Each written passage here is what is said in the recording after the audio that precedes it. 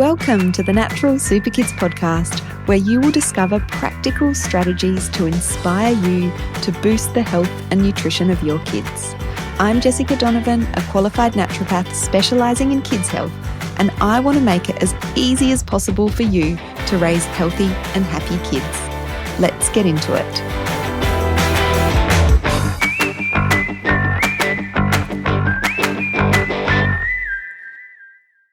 Hello, everybody. Welcome back to the Natural Super Kids podcast.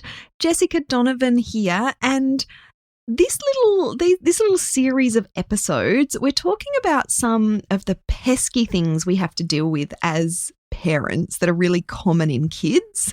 Last week we talked about worms. So if you missed that episode, you can go back and listen to that.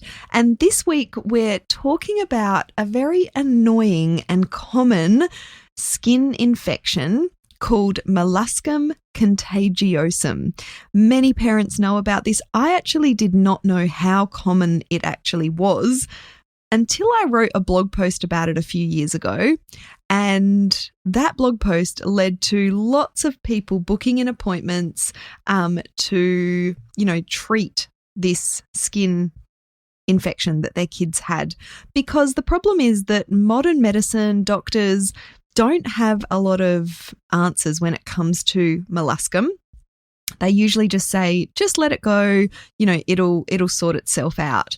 But it can become, it can spread really easily, and it can really affect quality of life in terms of it can become a bit irritated, it can become infected, and a lot of kids become very conscious of the way that it looks as well. So I'm here to tell you that there is a way that we can treat this, but first let's talk about what it is. What is Molluscum Contagiosum?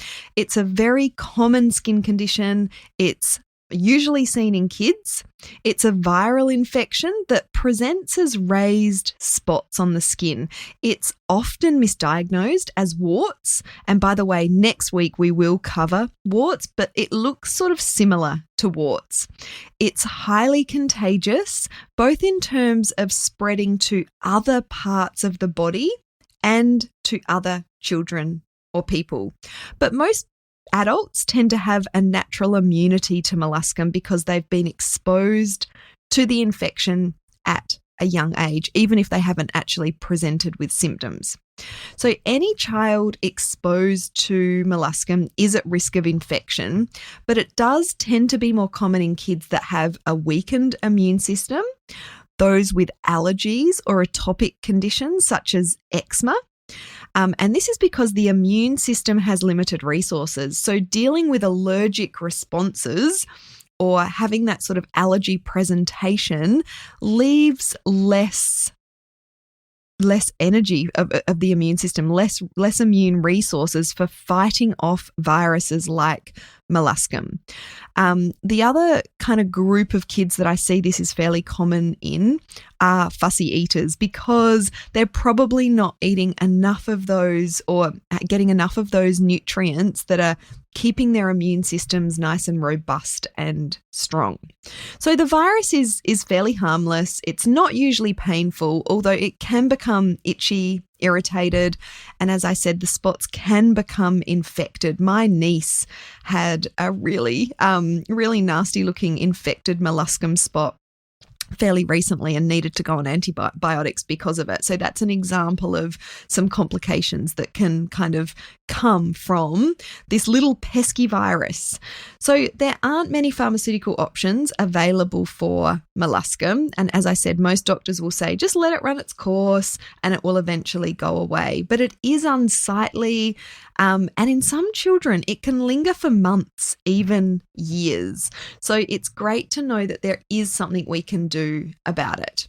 So there are a few different ways that we can approach molluscum infection from a naturopathic point of view. So many people sort of start to focus on what we can do externally, what we can apply directly to the spots.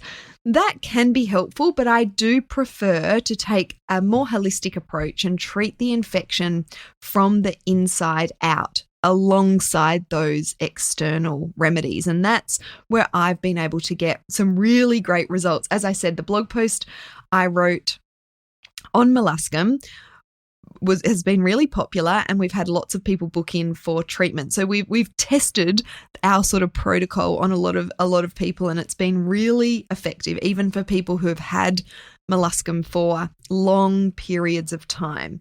So let's first talk about some of the external remedies that can help with molluscum infections.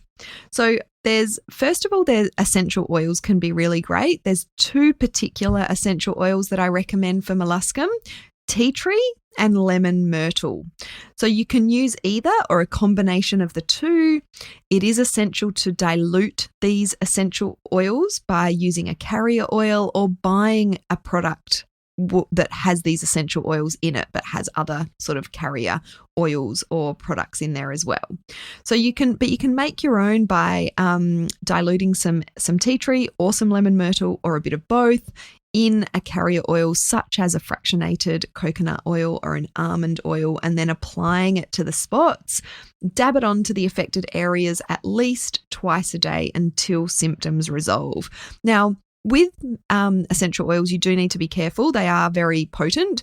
So I would recommend just testing 1 or 2 spots initially and leaving that for 24 hours before popping it onto all the different spots, if there are multiple molluscum spots. You can also use things like apple cider vinegar applied directly to the affected area has been shown to be fairly efficient at getting rid of the spots. Both are similarly effective, so you can choose whatever is easiest for you. And then if molluscum is irritated and you want to reduce that itchiness and soreness, oatmeal baths can be a really great way to soothe all types of irritated skin, really good for eczema as well. So you simply get some muslin cloth or a stocking and pop some oats into it and let it soak as the bath runs. That reduces that skin inflammation. The other thing you can use is chamomile tea. That can be used directly onto the skin. So you just add around 4 tea bags into a cup of hot water, allow that to steep and cool, leave the tea bags in there so it's nice and strong, and then you can apply that tea with a cotton bud. Calendula cream or ointment can be helpful as well. So these are some of the helpful external remedies, but as I said, the real magic happens when we can support the immune system to fight off the infection with an internal approach. So we want to be working on those internal defenses alongside the external remedies. You can do both. So because molluscum is a viral infection, we want to be supporting the immune system as it kills off that virus. And the great thing is we can use particular remedies that are specifically antiviral as well. So we get that double whammy. We get the immune support and we get that antiviral action.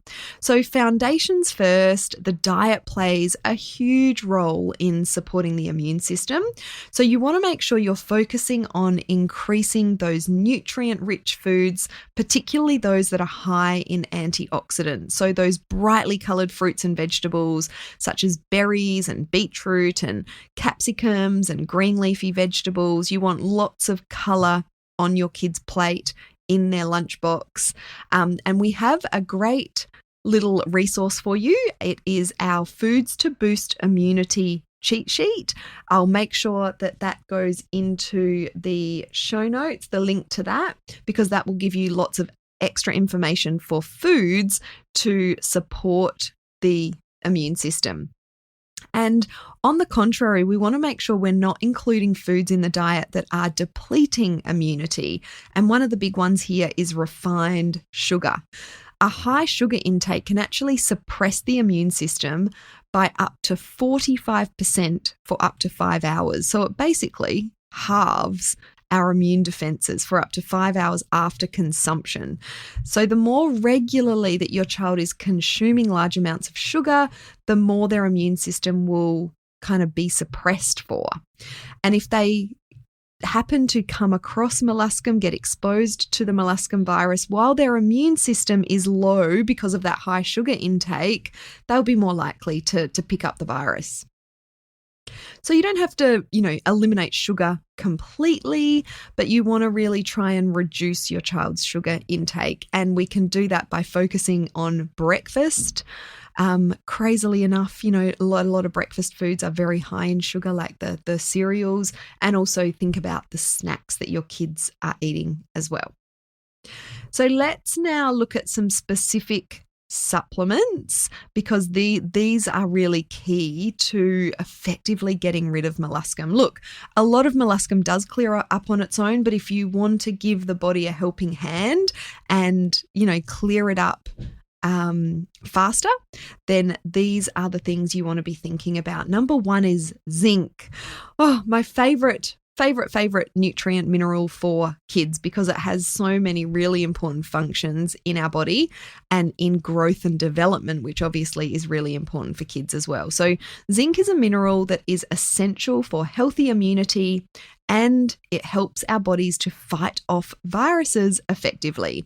So to manage molluscum, as well as other viruses, your kids should be consuming plenty of zinc-rich food. So they include things like red meat, beef, lamb, kangaroo, if you're here in Australia, is really high in zinc. Seafood is high in zinc, fish, and nuts and seeds, particularly pumpkin seeds or pepitas. But it can be hard to get enough zinc into the body through food alone, particularly when we're wanting that therapeutic effect and we're really wanting to, boost that immune function. So I love to use zinc combined with vitamin C in a powdered form because they work together to boost immunity. And when you've got the powdered form, you can alter the dose for every different age group in your family. So the specific dose that will work best for your child will depend on their needs, their situation, their dietary intake, their age, which does really need to be assessed in a naturopathic appointment. But I do want to give you a rough guide here. So my rough guide for zinc dosing is 2 to 4 year olds, you should be aiming at around 10 milligrams of zinc. This is a therapeutic, fairly high dose. This is only designed for short-term use while you're sort of clearing up the molluscum. So 10 milligrams of zinc for 2 to 4 year olds, and vitamin C with that. The dose that I recommend is 250 milligrams of vitamin C. For 4 to 8 year olds, I recommend upping that to 15 milligrams of zinc and 500 milligrams of vitamin C.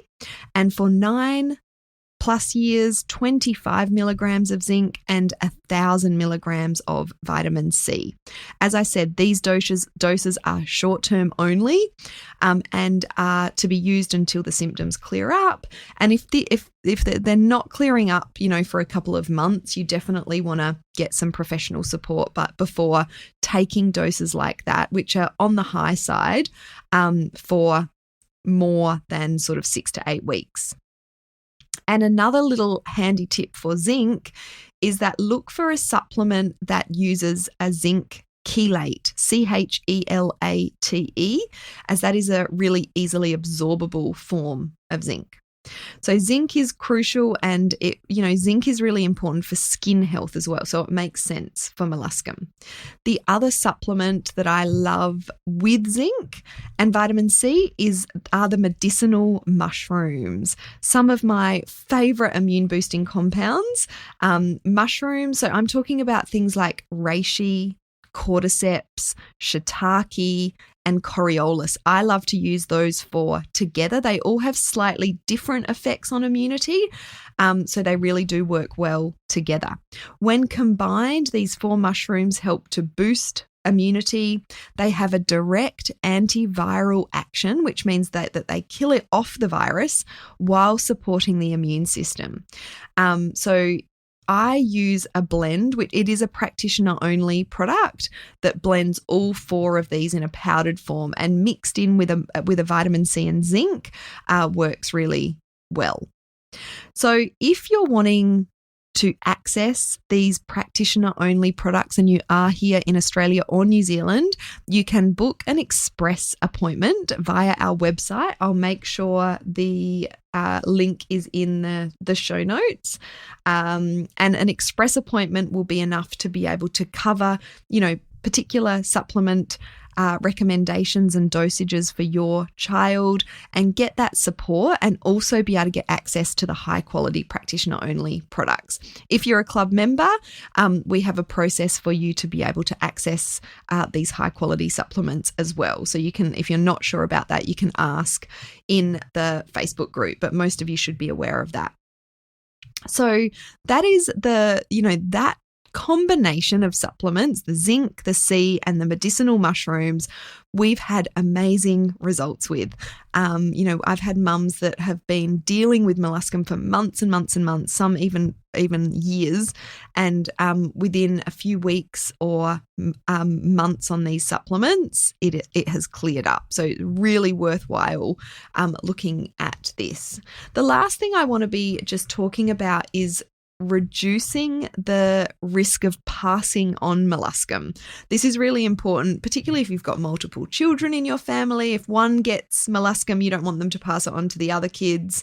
So there's a few ways that you can minimize the spread, both to other children or other people and to other parts of the body. So the virus thrives in warm water. So it's often picked up at swimming pools or in baths. So if your child has molluscum, avoid letting them bathe with other siblings whenever possible. Baths can also encourage the spread of the infection to other parts of the body. So showering rather than baths is preferable if your child does have molluscum. You want to try and avoid swimming pools wherever possible. But if your kids are in the middle of swimming lessons, or you're wanting to continue swimming lessons, you can just cover up the spots with waterproof Band-Aids to minimize the spread to others. And when kids are drying themselves after bathing or swimming, you want them to dry the affected areas last. So ideally, you want to wash towels with each use. Oh, I know. That's a hard one. To reduce the chance of it spreading. And finally, try to keep the affected areas covered up with clothing when possible. So if you're sending them to school or kindy or out into the world with their skin exposed, it will be easier for them to pass it on. So try and keep the spots covered up with clothing or Band-Aids. That can really help to reduce the spread of molluscum. So that is molluscum. And I know many of us don't even hear about molluscum until our child is affected, but it is really common. And hopefully from listening to this episode, you know that there are things that you can do. As I said, next week we're going to cover another little pesky skin infection, which is warts, and they can present really similarly. So if you are interested in that, you can make sure you don't miss next week's episode. Thank you so much for joining me. I hope that was helpful. If you know of anyone that will benefit from this episode, please pass it on, share it with them, send them the link. I am very appreciative of any sharing that you do of the Natural Super Kids podcast. Thank you so much. And I'll be back next week.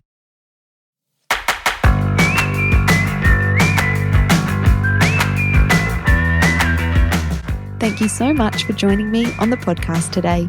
Head on over to our website, naturalsuperkids.com, for the show notes for this episode, as well as a whole heap of inspiration to help you raise healthy and happy kids. I'll see you next week.